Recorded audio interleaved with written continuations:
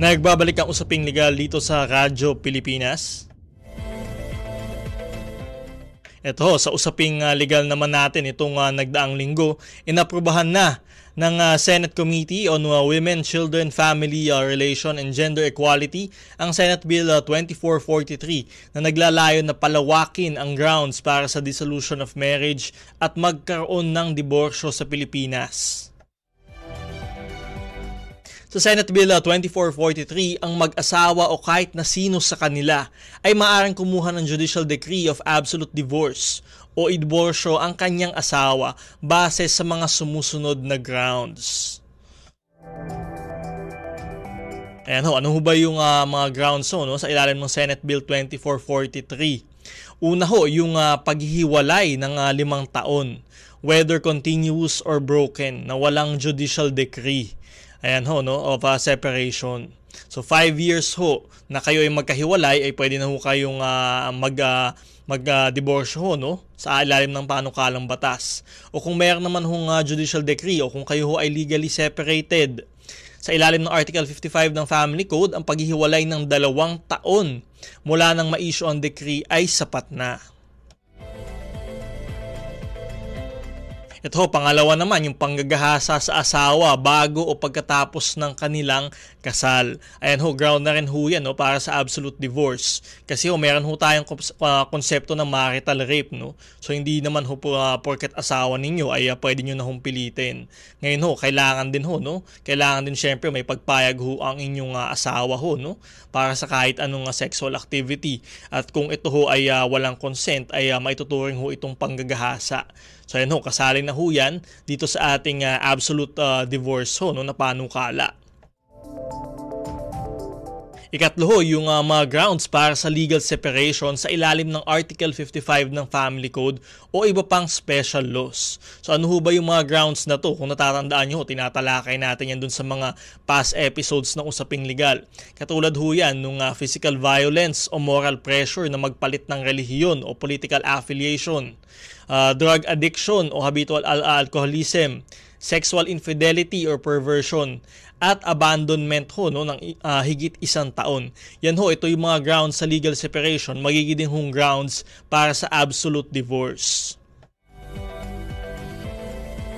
Ngayon, ang pinagkaiba nga lang ho, yung dating ground ho na physical violence o grossly abusive conduct, hindi na ho kailangang repeated o paulit-ulit. So, ibig sabihin ho, kahit 1 beses lamang na kayo ay inabuso ho, no, sinaktan ng inyong asawa, ay maaaring maging ground ho ito para sa absolute divorce.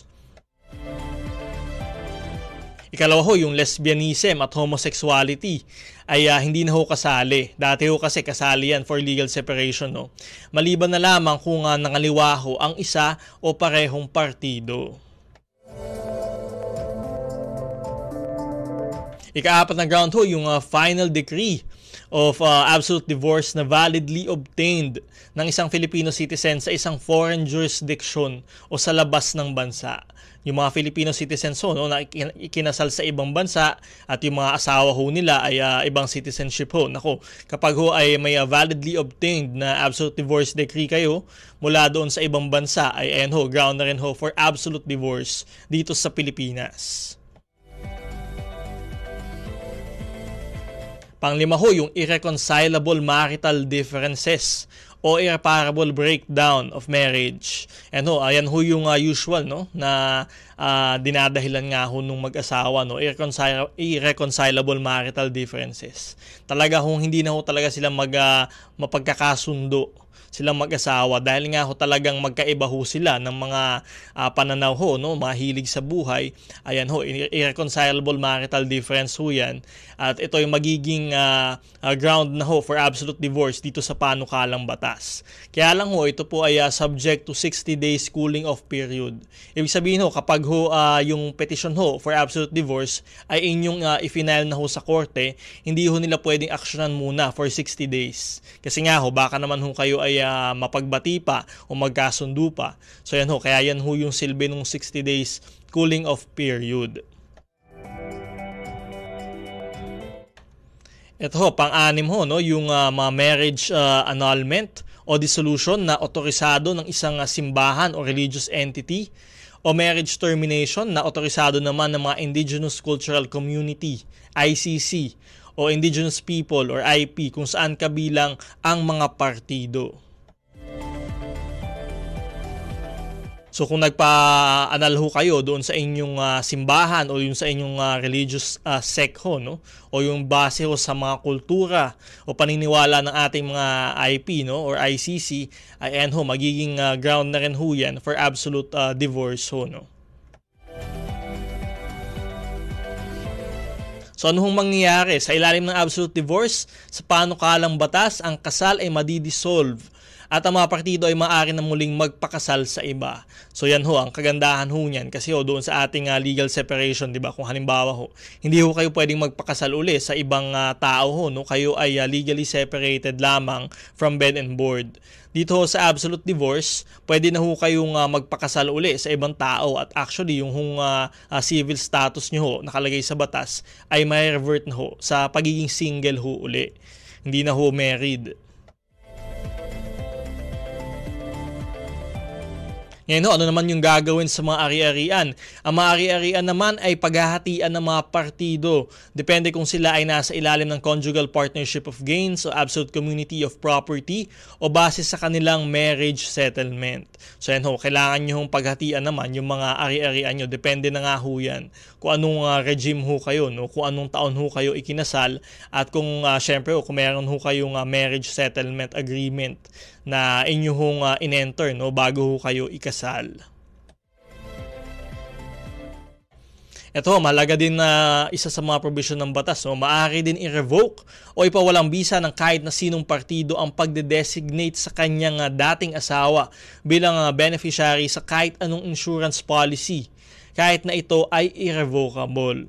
Ayan ho, magandang balita ho yan, no? Kasi ho, yung iba ayaw naman talagang maging beneficiary yung kanilang asawa sa kanilang insurance policy. So ayan ho, maaari na hong ipatanggal kapag ginrant ho ng korte yung petition ninyo for absolute divorce. Ito, magandang balita rin ho to, hindi na rin makakasama bilang compulsory heir o tagapagmana ng bawat isa ang kanilang dating asawa sa oras na sila ay pumanaw na. So hindi na ho magiging compulsory heir yung inyong asawa, kaya yung mga nag-aalala ho dyan, mapupunta dun sa asawa nila na nangaliwa o may iba nang kinakasama yung kanilang ari-arian ay hindi na ho mangyayari yun dito sa ilalim ng panukalang batas.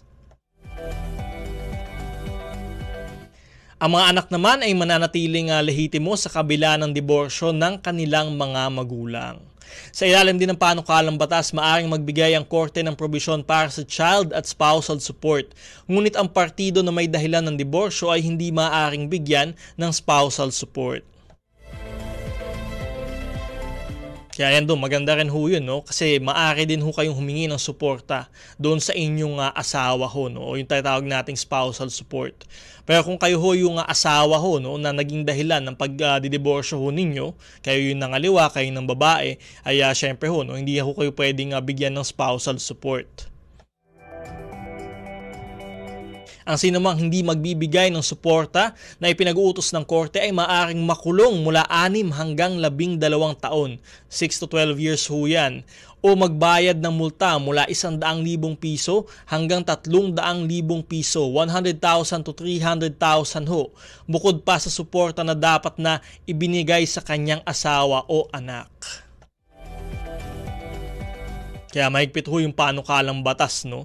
So maaaring ho makulong yung hindi magbibigay ng suporta, 6 to 12 years ho yan, o magbayad ho ng multa mula 100,000 hanggang 300,000 pesos. Bukod pa po yan doon sa inyong obligasyon na magbigay ng suporta sa inyong asawa o anak.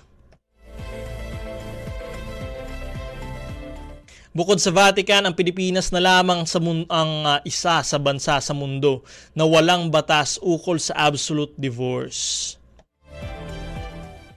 Mababa pa po ang tatahakin nitong batas ho na ito, no, bago maisabatas ito, at meron na rin hong bill dyan sa House of Representatives ho, no, na aprobado na rin ho, no. At sana ay tuluyan na itong maisabatas ho upang mabigyan ng pagkakataon ng mga Pilipino na makawala ho sa mga mapang-abuso at hindi na gumaganang relasyon.